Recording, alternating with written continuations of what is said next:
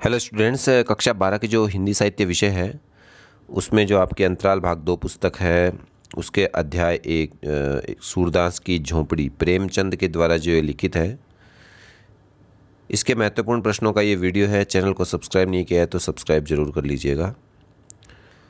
चलिए इनके महत्वपूर्ण प्रश्न शुरू करते हैं। पहला प्रश्न है, सूरदास की झोंपड़ी पाठ के लेखक कौन हैं? तो आपको बता दिया था मैंने पहले ही, इसके लेखक हैं प्रेमचंद। दूसरा प्रश्न है, भैरव की पत्नी का क्या नाम है? तो भैरव की पत्नी का नाम है सुभागी। सही उत्तर है सह सुभागी। अगला है, भैरव की पत्नी किसकी झोंपड़ी में छिपती है? तो इसका सही उत्तर है सूरदास की झोंपड़ी। अगला प्रश्न है, किसकी झोंपड़ी जलाई गई थी? तो वो जलाई गई थी सूरदास की झोंपड़ी। अगला प्रश्न है, सूरदास की पोटली में कितने रुपए थे? तो वो थे 500 रुपये, 500 रुपये। अगला है, अदावत शब्द का क्या अर्थ है? तो अदावत शब्द का अर्थ होता है शत्रुता। नेक्स्ट प्रश्न है, भैरव ने सूरदास की झोंपड़ी क्यों जलाई? तो इसका उत्तर है, भैरव की पत्नी सुभागी अपने पति की मार के डर से सूरदास की झोंपड़ी में छिप गई। भैरव उसे वहां भी मारने आया पर सूरदास के हस्तक्षेप के कारण वो मार नहीं पाया। सुभागी और सूरदास के चरित्र पर मोहल्ले वालों ने इतनी बातें बनाई जिसका बदला लेने के लिए भैरव ने आग लगा दी थी।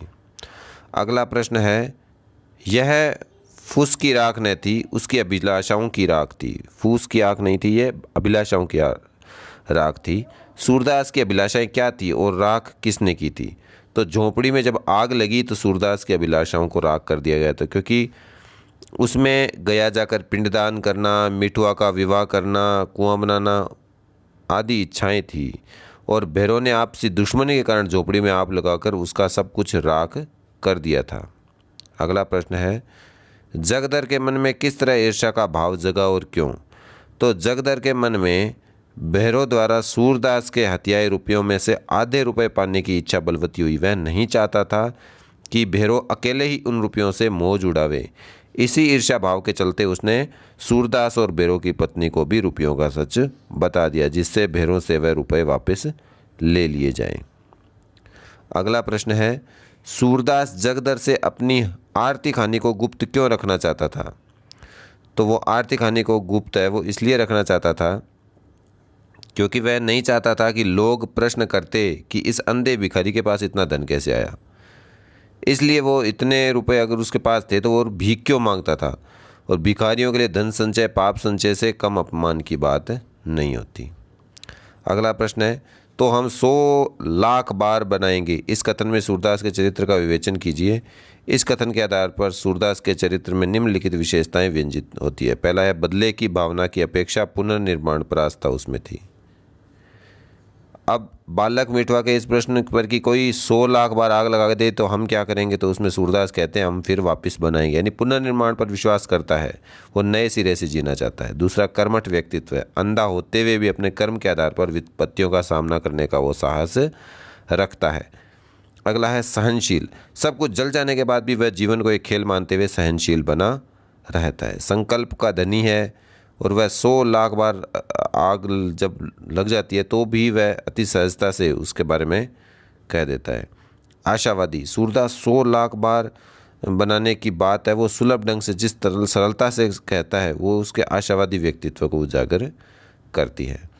अगला प्रश्न है, सूरदास की झोंपड़ी पाठ की वर्तमान समय में प्रासंगिकता क्या है? तो वर्तमान काल में सत्ता और पूंजी के गठजोड़ से सूरदास जैसे लोगों की झोंपड़ियाँ हैं वो जला दी जाती है, जिसमें दलित और गरीब व्यक्ति है सबसे अधिक पीड़ित और व्यथित रहता है। फिर भी वह जिजीवशानी जीने की इच्छा रखता है और संघर्ष करके भविष्य के प्रति आशावान बना रखता है। तो यही इसकी प्रासंगिकता वर्तमान में है। अगला है, चूल्हा ठंडा किया होता तो दुश्मनों का कलेजा कैसे ठंडा होता? इस कथन के आधार पर सूरदास की मनस्थिति का वर्णन कीजिए। तो उस समय सूरदास की मनस्थिति अत्यधिक विचलित थी। उसे झोंपड़ी के जल जाने का दुख नहीं था, दुख था पैसों की पोटली के जल जाने का, जो उसे उम्र भर की कमाई और जीवन की आशाओं का आधार था। अगला है, सच्चे खिलाड़ी कभी रोते नहीं, बाजी पर बाजी हारते हैं, चोट पर चोट खाते हैं, धक्के पर धक्के सहते हैं, पर मैदान में डटे रहते हैं। ये जो कथन है, इस कथन के आधार पर सूरदास की मनस्थिति के बदलाव को स्पष्ट कीजिए।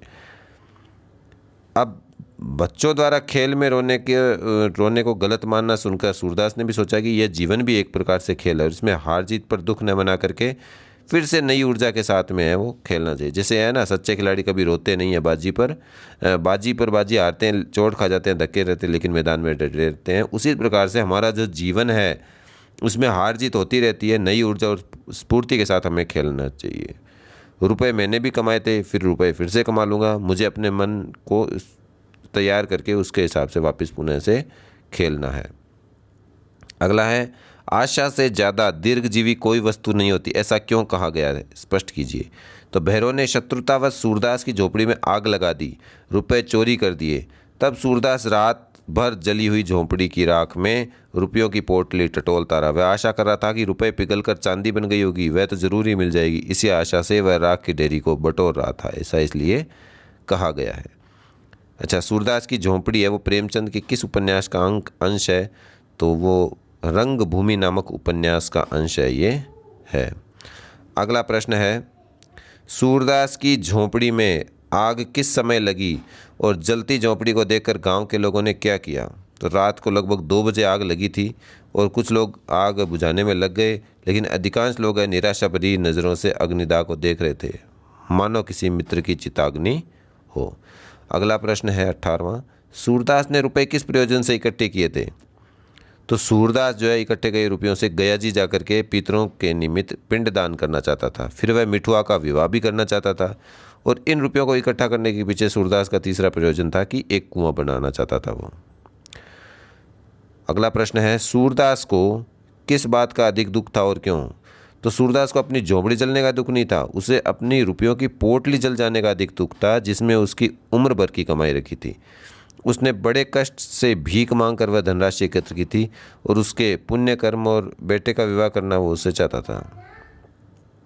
अगला प्रश्न है, जगदर ने सुभागी को भैरव के विषय में क्या बताया और क्यों? तो इसका उत्तर है, जगदर नहीं चाहता था कि भैरव सूरदास के सारे पैसे अकेले हजम कर जाए, वह उसमें आधा हिस्सा चाहता था। इसलिए वह भैरव की बुराई करता है और कहता है कि उसे भला आदमी समझता था और साथ उठता हंसता बोलता था, लेकिन जो दूसरों के घर में आग लगाए, गरीब के रुपए चुराए, उससे मेरा कोई वास्ता नहीं है।